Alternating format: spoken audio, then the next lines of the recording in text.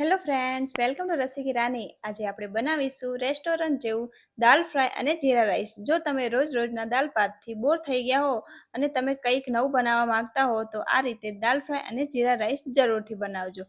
દાલ બનાવવા માટે આપણે સૌ પ્રથમ વાટકી ચણાની દાળ લઈ લઈશું અને વાટકી તુવેરની દાળ લઈ લઈશું. તો તમારે અહીંયા તમે તુવેરની દાળ પણ લઈ શકો છો. તો મેં અહીંયા ચણાની દાળ અને તુવેરની દાળ બંને લઈ લીધી છે. તો આપણે આના અંદર પાણી રેડી નાખીશું અને આને આપણે 20 મિનિટ સુધી એને પલળવા દઈશું. પછી આપણે અહીંયા સાઈડમાં બીજું બાઉલ લઈ લઈશું. તો બાઉલમાં આપણે વાટકી ચોખા નાખી દઈશું.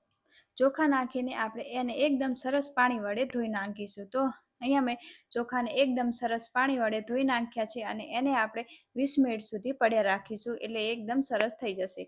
તો પછી અહીંયા આપણી દાળ એકદમ સરસ પલાળીને તૈયાર થઈ ગઈ છે અને મેં એને એકદમ સરસ પાણીથી ધોઈને કાઢી નાખ્યું છે પાણી.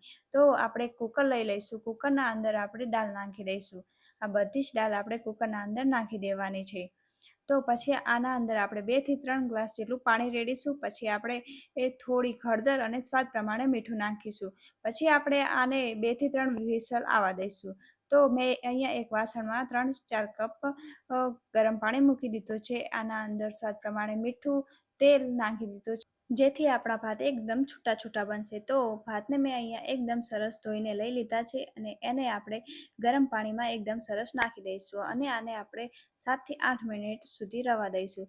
તો તમે અહીંયા જોઈ શકો છો આપણા ભાત એકદમ સરસ બનીને હવે તૈયાર થઈ ગયા છે. તો આને આપણે એક જાળીવાળા વાસણમાં કાઢી નાખીશું, જેથી આપણા ભાત એકદમ સરસ છૂટા છૂટા રહે.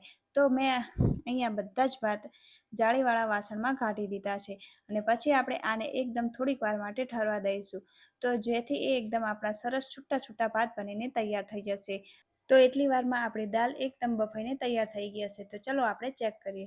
તો તમે અહીંયા જોઈ શકો છો આપણી દાળ એકદમ સરસ બફાઈને હવે તૈયાર થઈ ગઈ છે. તો આને આપણે એક મેશરના મદદથી આપણે એને દાળને થોડીક મેશ કરી લઈશું.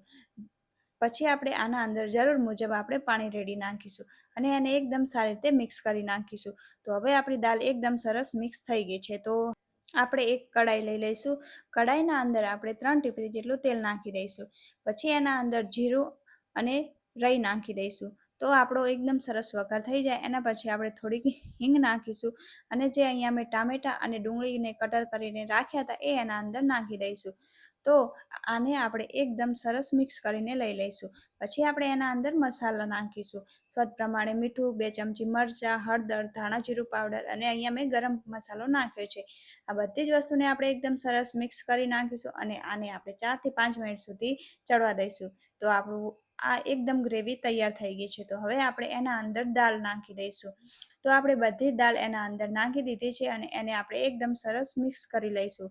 તો આપણે આ દાળને 4 થી 5 મિનિટ સુધી ચડવા દેવાની છે. તો આપણી દાળ ચડે છે ત્યાં સુધી આપણે જીરા રાઈસ બનાવી નાખીશું. તો એના માટે અહીંયા મેં 2 ટીપરી તેલ લઈ લીધું છે. એના અંદર આપણે 2 ચમચી જેટલું જીરું નાખી દેવાનું છે. જીરા રાઈસ બનાવીએ છીએ એટલે જીરાનું પ્રમાણ એમાં વધારે રહે છે.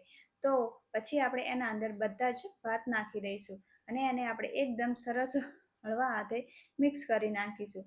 તો તમે અહીંયા જોઈ શકો છો આપણા હવે જીરા રાઈસ એકદમ તૈયાર થઈ ગયા છે. તો હવે આપણે ગેસની ફ્લેમ બંધ કરી નાખીશું અને એને સાઈડમાં મૂકી દઈશું. તો આપણી દાળ પણ હવે એકદમ ચડીને તૈયાર થઈ ગઈ છે. તો હવે તમે અહીંયા જોઈ શકો છો. તો પછી આપણે આના અંદર એક તડકો લગાવીશું. તો એના માટે અહીંયા મેં થોડુંક તેલ ગરમ કરી નાખ્યું છે અને એના અંદર થોડીક હિંગ અને મરચાં નાખી દીધા છે. તો આ રીતે વઘાર કરવાથી દાળના અંદર એકદમ સ્વાદ એકદમ સરસ આવે છે. તો પછી આપણે આ દાળને એકદમ સરસ મિક્સ કરી નાખીશું. તો આપણી દાળ એકદમ હવે સરસ તૈયાર થઈ ગઈ છે. તો હવે આ જીરા રાઈસ સંગાત ખાવાની એકદમ સરસ મજા પડી જશે. તો હવે આપણે ગેસની ફ્લેમ બંધ કરી નાખીશું અને તૈયાર છે આપણી દાળ ફ્રાયવાળી જીરા રાઈસ અને દાળ ફ્રાય. તો મિત્રો, જો તમને પણ મારી આ રેસીપી પસંદ આવી હોય તો મારી ચેનલને લાઇક, શેર અને સબસ્ક્રાઈબ કરજો. Thank you for watching.